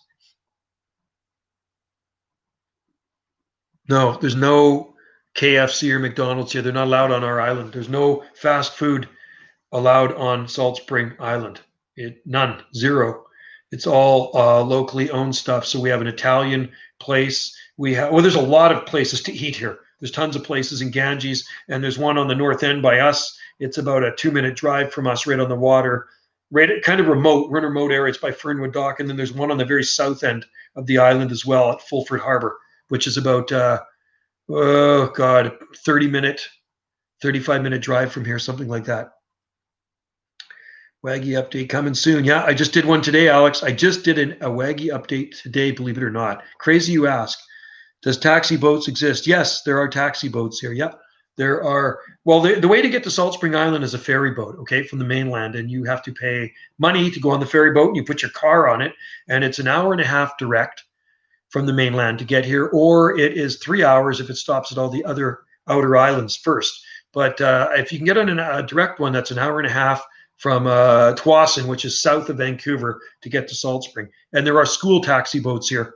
There's school boats to bring kids in from the other islands every morning, 4 days a week, because our school system is only 4 days a week here on Salt Spring Island. Kids only go 4 days a week. So, but the boats bring them in from Pender, Galliano, Maine, Saturna. And those are also used as taxis. If you want to pay them, they'll take you to another island, but no cars on those ones. Got to go by, see you, GD Gardens, and have a good dinner or have a good sleep. Have you ever looked at Rice Halls? No. Interesting. Rice Halls. I don't know where I'd get those here, though. I wouldn't be sure if anybody even had those here. Like we buy topsoil, it comes from the mainland. There is a local guy here that makes it, but I don't know. It might be okay. I haven't got from him yet, but we've got stuff from the Big Island, and it's very expensive. Soil is not cheap on Salt Spring.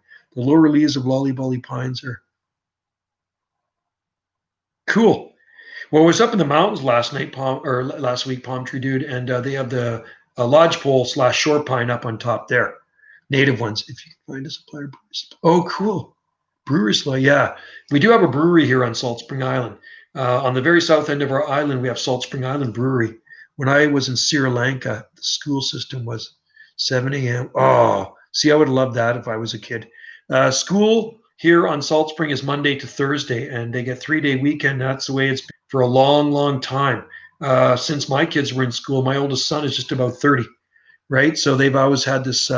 I think when he started going to school here, it was 5 days a week, and then soon after they made it 4 days a week. So it is a 4-day school week here on Salt Spring Island. What's up, fellow? Hey, my buddy's heading out hunting Buddy Hal's heading out hunting in another week or so up to Alberta, going for elk, a deer, and hog, wild hog. His brother, he just posted a picture for me, and his brother just got an elk today, a big elk. So looks like we're going to be eating some elk meat soon. Our supposed to be 7 a.m. till 8 a.m. Start at 7 a.m. and now at 8 a.m. Okay, interesting. Viburnums. We got lots of viburnums here, Toby Josh. Is it bad to use soil with a lot of organic? No, not really. We use it. We're closed for ducks until the 5th. Oh, that's not very far away. 5th? Heck, that's only 4 days away, Clyde. I leave. Oh, swan hunt. Hey, are swans good to eat? I often wondered that. We have all these swans that float around in there, and they're huge. Like they're bigger than the Canada geese. I've often wondered if you could eat a swan. Tell me, are they good to eat? Got to go enjoy swan rib. Is that right? You're kidding. I didn't know that. So are they trumpeter or mute swans? What type of swans are they? Because we have, like a lot of times you'll see the mom and the dad swan, and then you'll see all these cygnets. And usually there's about 7 or 8 cygnets floating around in the ocean. Oh, so they're different swans than ours. Okay, tundra swan. They're inland swans. See, ours are ocean swans, so maybe ours don't taste very good. Palm's highly organic mix in pot can cause issues of trade. Well, you got to put you got to put perlite, or I use perlite in the soil. So I like to mix it in with Pro Mix or Sunshine Mix 4 into the potting mix for drainage. We have white huge ones here. You can see my videos on them. Yeah, I got lots of videos. If you watch my channel, I have a video. Oh, cool. I'm going to watch it. I saw you with the pigeon. You got a pigeon there one time. I like pigeon. I've eaten that before. It's good. Tundra swans are also on the coast. Okay, cool. What color are they? Pigeon. No, sorry. I haven't eaten pigeon. I've eaten quail. That's what it was. I've eaten quail. But I'd like to try pigeon. I think they call that squab. Mute swans are invasive. Yeah, we have those, I think. And they're white and they're big. And a lot of times the babies don't make it. Just some of them do because the bald eagles get them. Band-tailed pigeon. That's it. So they're wild, right? Like this total free-range pigeon. Does it taste like a quail? Maybe. Quail is good. We have a lot of quail here. We got those California quail. Yeah, I never knew you could eat a swan. You have trumpeter and tundra. Oh, we do. Okay, cool. Yeah, I don't know much about them. I just know they're floating around out there in the ocean a lot.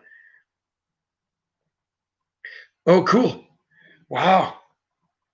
Well, Wendy and I are thinking on getting our license for firearms, going to the Rod and Gun Club, because honestly, what's going on in the world out there, I think I'd like to learn to hunt, and so would she. So I think that's a good thing to know in this day and age. You can take off and fly. Almost looks like a plane. Yeah, they're pretty cool. Band-tailed pigeon is dark meat. Oh man, I bet you it's good, eh? So probably not a lot of meat on there, but I'm guessing you cook it. You cook it like a little chicken. Can you barbecue it? Maybe barbecue it. It would probably be good. No license required in the USA. Really? Oh yeah, you got to have a license here to hunt. You actually have to get a tag. So my buddy's going up. Like I say, he didn't get a moose tag this year, but his brother got a moose tag, I think. But he's no license required for hunting wild boar. So he's going to be hunting some hog up there. And I don't barbecue. You don't barbecue pigeon? No, do it in the oven. I have to get a license and tags here in Virginia. Yeah, you have to have them here. Yummy, yummy squirrels. Oh, I've heard squirrels are good too. Broccoli and rice. I'm getting hungry, man. That sounds good. Pigeon with broccoli rice. So it probably looks like a little chicken, just like those quail. I had a couple of quail one time, and they were really, really good. Man, we have pigeons here, but I don't think they're the right type of pigeons to eat. I mean, there are wild pigeons here. I think the pigeons you're talking about are different than the ones you see in the city and stuff too, right? Like they're good pigeons. I think you probably couldn't eat the ones in the city, could you? They seem like they're kind of dirty. Yeah, pigeon squab. I've heard it's good. Quail and grouse are far best eating. Oh, is that right, eh? I haven't tried grouse. I don't think. I'm just trying to think. I've gone to the Rod and Gun Club game dinner a few times in the past, and there's all different types of meat. I've tried bear. A few times I've tried bear. I've tried cougar twice. I've tried a bunch of different things. Maybe I've tried grouse. I've never tried pheasant. I don't ever recall trying pheasant either. I heard that's good. City pigeons included. Oh, you can eat city pigeons too, eh? Cool. Yeah, I'm learning. Band-tailed pigeon are the good ones. 9-day season in Oregon and Washington, only two bird limit. Wow. I guess you use a shotgun for that, eh? Or bird shot. 22, like that CIL bird shot stuff. Is that what you use, like a buckshot for those? I've had alligator. It's good. Really like alligator. I enjoyed that. I've had pheasant is good, just like oh man, I'd like to try. My dad raised pheasants when I was a kid, but he raised them just because they're these ornamental birds. Six shot 12 gauge. Oh, interesting, eh? So I guess you just wait for a well. Do you have to wait for a flock to go by and hope you don't get more than two pigeons? How does that work? If a flock of pigeons flies by and you fire your shotgun up there, there's a chance you could kill more than two pigeons, right? Decoys. Ah, don't take my word for it. I love I like eating anything too. We're called omnivores, right? I will eat anything, you know.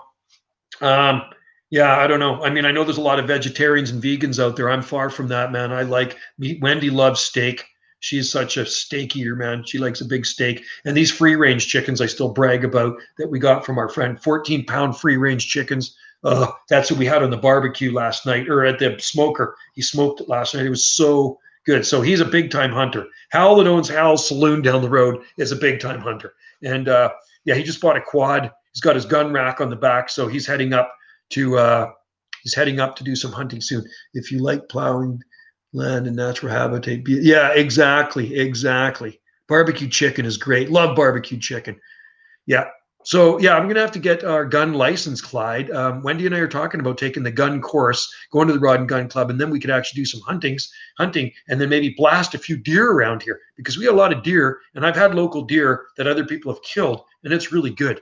And you can make sausage out of it. You could do pepperoni, jerky, whatever you want. And Wendy's never tried moose before. I said moose meat is awesome. I love the taste of moose. They're great. Vegan, yeah, yeah, not for me, man. I couldn't do it. Elk tastes like beef. I think I've had elk before at the game dinner years ago. Deer, I like deer. I've never tasted goat. I've wanted to taste goat. I've always wanted to taste horse too. I know. Sorry for you horse lovers out there. I've always wanted to taste horse meat. I heard horse tastes good. Excuse me, I'm a vegetarian. Oh God, you got to watch this skit. Um, who is it? The comedian Jim Carrey, the environmentalist. It's on Mad TV. The environmentalist, the vegetarian. That's what his thing. I'm a vegetarian. You got to watch it. It's hilarious. Environmentalist featuring Jim Carrey on YouTube. You'll laugh your hiney off. Oh no, it's funny, man. I like Jim Carrey. I think he's funny. Now, that was a funny skit, man. Especially when he says, "Get your hands off me. I'm a vegetarian." I'll never forget one time I'm in the bottle depot. And me and the guy that worked there were talking about fishing. He was a fisherman in Nova Scotia and killing tuna and this and that. And this lady in the recycle depot, don't even know her name. She goes, "Excuse me." And we both look at her and we go, "What?" She goes, "I'm a vegetarian." That's what she says to us. And we said, "Yeah, that's nice." And then we continued on with our conversation. I'm sorry, but don't you find that vegetarians got to let you know that they're vegetarians? So if I heard two vegetarians talking about harvesting vegetables and this and that, I wouldn't say, "Excuse me, I'm a meat eater." I don't tell people I'm a meat eater, but vegetarians and vegans got to let you know. And I don't know why that irritates me. It really does irritate me. I don't care if you're vegan or vegetarian. That's great. I don't need to know about it. Yeah. I don't like when Canadians try to input their opinions into American politics. Why? Oh, yeah, he is Canadian, isn't he? Does he do that? I don't know. I really don't know because I don't follow that. I don't follow politics. I'm not much into politics, really, so I don't know what he says. I just know he's a comedian. Go to Quebec. And I think he lives in the States, too. I think he's got a place in Maui because I know a guy that was working on his place there in Kihei, and he does live in this, I think, California. Go to Quebec. They eat horses lots. Do they? I heard Dutch people like horses, too. Hey, has anybody here ever eaten a horse? Is it good to put Trachycarpus seedlings in open soil? Depends on your climate. If you live in a good climate, you can put them in open soil. They grow in open soil here and they will mature from a seedling. That's what vegans do. They tell you they're vegans in situations where it does. Yeah, like I don't care if you're a vegan and I don't care if you're a vegetarian. That's great. I'm happy for you. I eat meat. I like eating meat, but I don't tell people I'm a meat eater and I don't tell vegetarians not to eat vegetables. Jim Carrey is a Canadian, is not a citizen. His opinion is worth its weight in horse dung. Oh, he's not, eh? Oh, I thought he was a citizen by now. How about Wayne Gretzky? Is he a citizen? He's Canadian. Huh. Wayne Gretzky married to Janet Jones, the famous Wayne Gretzky. He's got to be American now, I bet. How about Neil Young? Neil Young's in the States. I think he's got to be. And Dan Aykroyd. Dan Aykroyd's got to be. Bully vegetarians arrogant. I know you're not a vegetarian, are you? You're not a vegetarian, Dave. I think I did put meat. I think I did put meat in the pasta I made for sure. I put hot Italian sauce. Yeah, Neil Young. Is that guy still alive? He must be getting pretty old if he is. Good old Neil Young. What was that song? Oh, I heard it on the radio today. Old Man. That's right. The boys from Lynyrd Skynyrd didn't like him very much. They mentioned him in his song "Sweet Home Alabama." That's what they did. They mentioned Neil Young in this song "Sweet Home Alabama." You heard about Jordan Peterson and his daughter? They only eat meat, no vegetables. Only. Oh my God! Really? See, I like everything from the 4 food groups. So if I'm going to have a steak dinner, we'll do mushrooms with it. We'll do some potatoes with it, and then maybe even some broccoli. I don't eat just straight meat. Neil Armstrong is an American hero. Good old Neil. I watched him walk on the moon when I was 5 years old in July. I think it was July 15th, 1969, on the black and white TV when I lived on Lulu Island, just next to Vancouver. And it was pretty cool watching them set foot on the moon. All these conspiracy theorists said that was fake and that was BS. Well, I think that's BS that they're saying that, because I think they really did go to the moon. But you get these people that say it was all staged and this and that. It says that is crap. Of course, they went to the moon, and they've been to the moon several times, but he was the first to set foot on the moon. Good old Neil Armstrong. And I think he passed away. Did he pass away a couple years ago? I'm pretty sure he did. Morgan Freeman. Morgan Freeman. Yeah, he's a good actor, isn't he? 3 years ago. Yeah, something like that. I'm not a vegetarian. I didn't think you're a vegetarian. So I'm not offending anybody on here. Nobody's a vegetarian. That's the problem nowadays. Everybody gets offended by something. Don't you find that? You can say something, it's like, oh, it's not politically correct. Everybody has to be politically correct now. And if somebody wishes you a Merry Christmas, or you wish them a Merry Christmas, they'll say, well, no, it's Happy Holidays. You know what I mean? What is with that crap? I'm so sick of it. I'm sorry. I'm not politically correct. I'm not a politically correct person, and I'm kind of stuck in my ways. So it is Merry Christmas and Happy New Year. It's not Happy Holidays, but not a carnivore either. No. Well, I'll eat everything from the 4 food groups. If Duck Killer Clyde had me for dinner and he's got morning dubs out there, I'm going to eat them. If you have horse meat out there, I'm not a picky eater. I'm not saying, well, I can't eat that, and I'm lactose intolerant, and I'm a celiac, and I can eat anything. I don't have any allergies, and I'll eat anything from the 4 food groups. When did a political correctness crap begin? I don't know. I don't know when it began. It's everybody's got to be politically correct nowadays. Somebody's going to get offended by something. You know what I mean? Everybody gets offended by something nowadays. I don't. Nothing offends me. Cashews are awesome. I like cashews too. But you know what? There's a lot of people that are allergic to peanuts now. When I was a kid, I never heard of it. You could bring a peanut butter and jam sandwich to school, but nowadays kids cannot bring peanut butter and jelly sandwiches to school. They can't bring anything to school with peanuts. You could not bring a O. Henry chocolate bar to school because it's got nuts, and there's probably little Timmy in the back there's going to be allergic to the nuts. You know what I mean? Barry Obama. Is that right? Yeah, I don't know where it started, but I don't like it. I do not like politically correct. It drives me crazy, and there's so many people into it. I remember PC going strong in the 90s. Interesting. No nuts in school. No nuts in school now. Well, you know what? I used to enjoy a peanut butter and jelly sandwich when I was in school, and I don't ever remember anybody when I was in school having a peanut allergy. Do you? I'm old enough to remember that. You guys are pretty young, a lot of you guys. But when I was growing up in the 70s, going through elementary school, I started school in 1970. Okay, so through the 70s, peanut butter and jam sandwiches, everybody had them. But now I hear you cannot bring that to school. That must really suck. There used to be a peanut butter we used to get, and it was called Skippy peanut butter. I'm pretty sure it was Skippy, and it had the jam swirls in it. It was swirled. It was all mixed together. So you could get the peanut butter and jam in one. They made great sandwiches. They took that off the market. People didn't like it. You can't get it here anymore. I was in a country school too, very country. Do you have Indian basket grass? No. Oh, you can't say Indian, Clyde. It's indigenous person now. Squat. I watched a Carol Burnett episode the other night, and Cher was on it. It was 1975, and she said Indian many times. But nowadays, you can't even say Indian. It's like when I was a kid. I don't think there's any wrong with saying Indian, really. When I was a kid, we played cowboys and Indians. Mom and Dad would say, "Go out and have fun, play cowboys and Indians." But now you can't say Indian because somebody gets offended by it. Well, what about the Indian motorcycle? And now they're changing names of sports teams because people are getting offended by the names of the sports teams that have been around for a long time. Isn't that sad? It is really sad. They're changing the name of the Edmonton Eskimos football team because Eskimo's not politically correct anymore. What are they? They're the one with saying an Eskimo. An Indian. I'd like an Indian motorcycle, I'll tell you that. I've never said Indian. I've always said Native American. We say Indian. Oh, well, no. People say First Nations or Indigenous person up here. So anyway, Indian.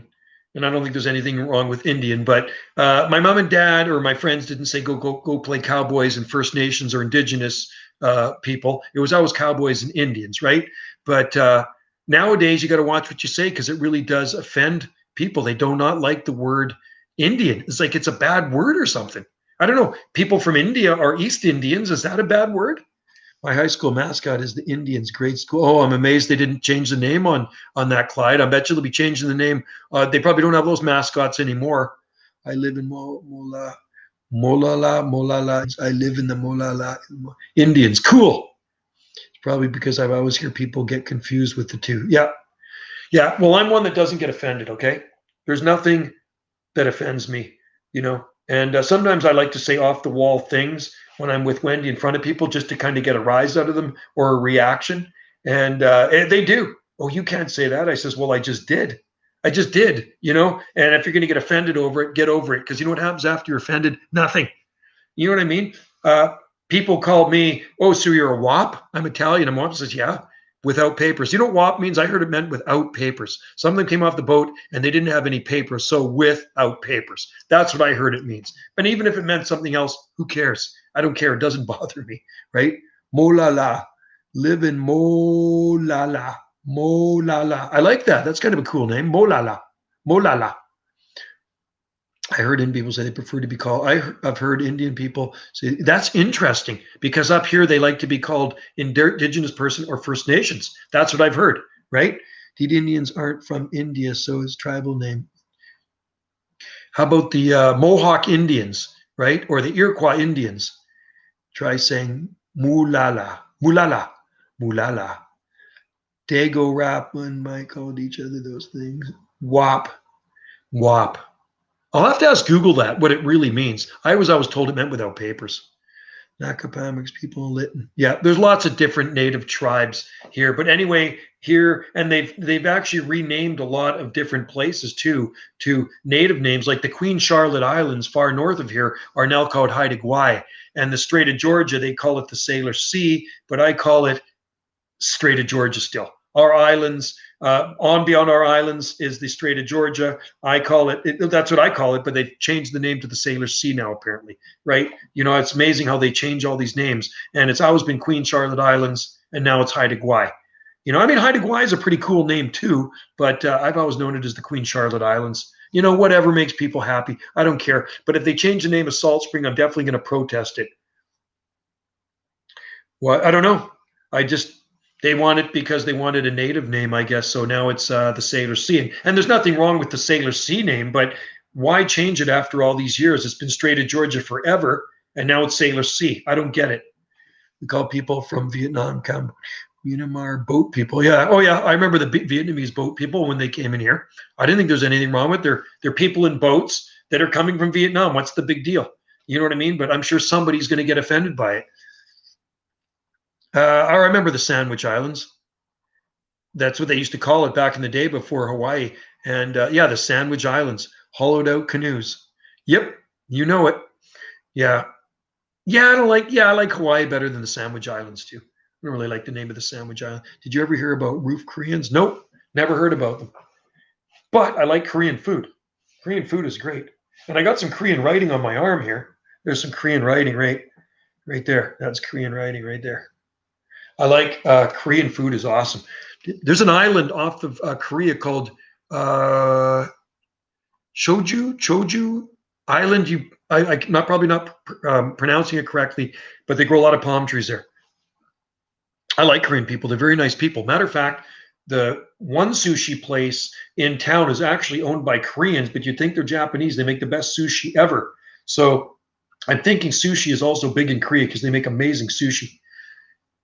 Does it really suck today? Because the first time, how's my internet, everybody? Give me the dirt. Because this is my second live stream. The first one went off. So this is live stream number 2. First one lasted 28 minutes.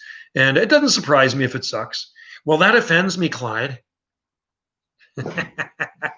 looks like 2003. I wish it was 2003. I'd be 17 years younger. Some people say Lytton Kumshin, but I don't care. It's a bit blocky. Is it okay? Well, I should probably sign off of here soon because my wife has locked herself in the back room of the house and she's watching something and she's probably finding it very annoying that I'm still live streaming. So I would be one. If it's 2003, I would be 39. 39 years old. My youngest son was born in 2000. So he turned 20 this year. 2000 he was born. Yep, time flies, man. You'd be one. You're just a kid. You're just a baby. I was born in 64, man. Long time ago. The year the Beatles invaded the US, the British invasion. British invasion, right? 2003, I was 21. Young guy, 21. Oh, to be 21 again. 82. 82 was a good year. I like that. And that was 38 years ago, man. I liked 1982. I saw a lot of concerts in 1982. A lot of concerts. It was great. Take a wild guess the year I was born. Palm Tree Dude. 2001. I'm guessing. 2001. Am I close? 2000. How about 2000? That's just a wild guess. And then I better get off of this thing so Wendy can come down here and 2000. Oh, I was close. Oh, man. Look at that. So you're 18 years old. Yeah. My daughter's going to be 27 soon. My oldest son's just about 30. So that sucks. That just means I'm getting older that much faster. Oh, I meant that was as a joke from my last comment. 2002. I don't know when you were born. When were you born? What year were you born? I'm the oldest guy on here. There's nobody older than me on here. 82, I was 18. And I had a really nice car in 1982. I bought it in 1980. I had a nice Nova SS, really nice black Nova SS. You would like the car I had. It was nice and fast. I like to drive fast. It was 2002 since I said 2003. 62. Oh, you got 2 years on me. 62 was a good year too. 1 year before Kennedy got assassinated. 2008. Oh, you're just a kid. 2008. Yeah, that's what I find too, Clyde. Time goes really fast. You know, when you're a kid and you look forward to your birthday, you're like, oh, I can't wait till my birthday. And now at my age, you go, God, it's my birthday again. That's the way it is. That's how fast time flies. 1982 was a good year. I really liked it. Lots of good stuff happened in 1982. Yeah, that's crazy how fast time flies now. And when you're a little kid, you just can't wait for your birthday to come and it takes forever. But now at 56, it's like, I'm not even looking forward to my next birthday because I'm getting that much closer to 60. And Wendy turned 60 last December. So she's on her way to 61. It's crazy. People say it after 21. Yeah, 21 was a good age. Benny Drummer, 2005. So you're 15. So we got some kids in here that are 15 years old. So he's like in grade 10. Man, that's crazy. Oh, God, time flies. Enjoy your youth, man, because it goes fast. And like I said, and like Clyde said too, second half of the life has been quick. Old people suck. Yeah, I'm there. I know. I mean, I don't feel old, but it does. It does kind of suck, man. But you got to make the best of it. And I think that's why I grow palm trees. It makes me feel younger looking at those palms, except the ones I planted back in the 80s ago. Holy God, I planted that a long time ago when I was young. The one we put Christmas lights on today.